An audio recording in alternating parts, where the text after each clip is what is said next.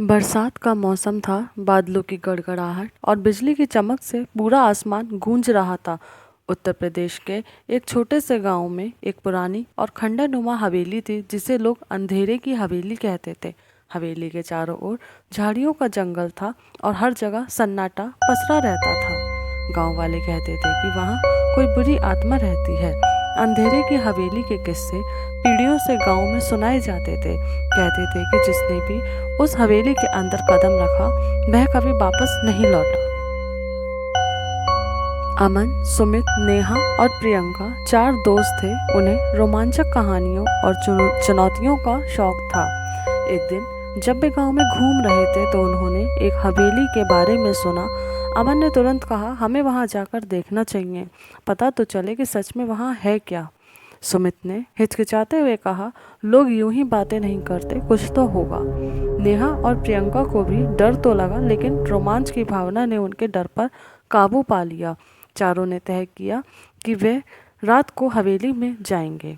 आधी रात को चारों ने अपने बैग में टॉर्च और खाने पीने की चीजें डाली और हवेली की ओर चल दिए। चारों के दिल तेजी से धड़क रहे थे। जैसे ही वे हवेली के पास पहुंचे, ठंडी हवा के झोंके ने उन्हें अंदर तक सिहरा दिया। हवेली के दरवाजे पर जंग लगी हुई थी। अमन ने धक्का दिया और दरवाजा चरमराते हुए खुल गया। अंदर घना अंधेरा था। हवेली के अंदर अजीब सी बदबू थी। टॉर्च की रोशनी में चारों ने देखा कि दीवारों पर अजीब चित्र बने हुए थे।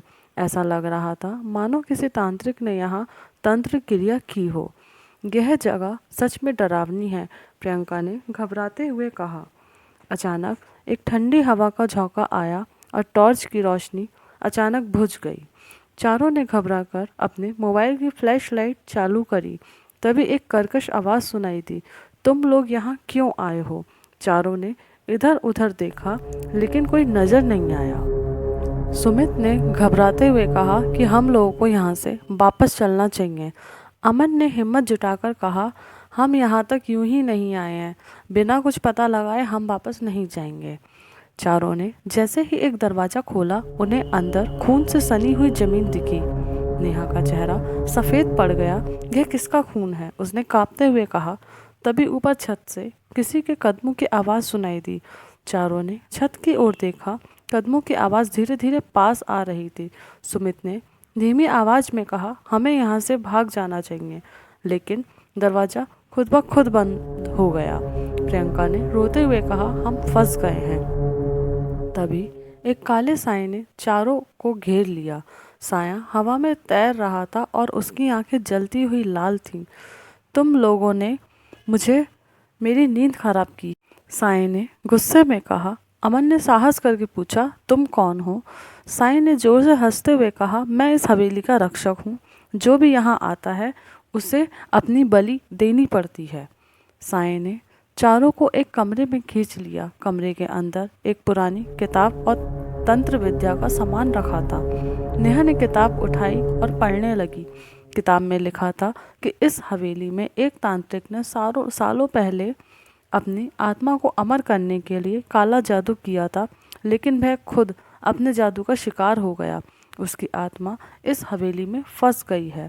किताब में यह भी लिखा था कि इस आत्मा को मुक्त करने का एकमात्र तरीका है कि यहाँ कोई बहादुर इंसान अपनी जान की कुर्बानी दे। चारों दोस्त चुपचाप खड़े थे। कोई भी इस कुर्बानी के लिए तैयार नहीं था। लेकिन साईं ने कहा, अगर तुम में से कोई अपनी जान नहीं देगा तो मैं तुम सबकी जान ले लूँगा।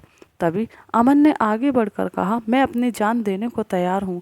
साईं ने उसकी ओर देखा और कहा, तुम सच में बहुत बहादुर हो, लेकिन मैं तुम्हारी कुर्बानी यूं ही नहीं लूँगा। तुम्हें यह मंत्र पढ़ना होगा और अपनी आत्मा मुझे सौंपनी होगी। अमन ने किताब से मंत्र पढ़ा और अचानक तेज रोशनी फैल गई। साईं ने जोर से चिल्लाते हुए कहा, तुमने मुझे आज़ाद कर दिया, लेकिन मेरी आत्मा हमेशा तुम्हारे साथ रहेगी। हवेली से बाहर निकलने के बाद अमन अजीब सा व्यवहार करने लगा। उसकी आंखें अक्सर लाल हो जाती थीं। वह खुद से बातें करता रहता था। नेहा, सुमित और प्रियंका ने समझा कि अमन पर हवेली के साए का असर हो चुका है। कुछ दिनों बाद अमन गायब हो गया। गांव वालों ने सुना था कि अंधेरे की हवेली से किसी की चीखने की आवाज़ें आती रहती हैं। नेहा, सुमित और प्रियंका ने कभी उस हवेली के पास जाने की भी हिम्मत नहीं की, लेकिन एक बात साफ थी कि अमन अब उस हवेली का हिस्सा बन चुका था। गांव में अब भी यह कहावत चलती है कि जो अंधेरे में हवेली में जाता है वह कभी वापस नहीं आता।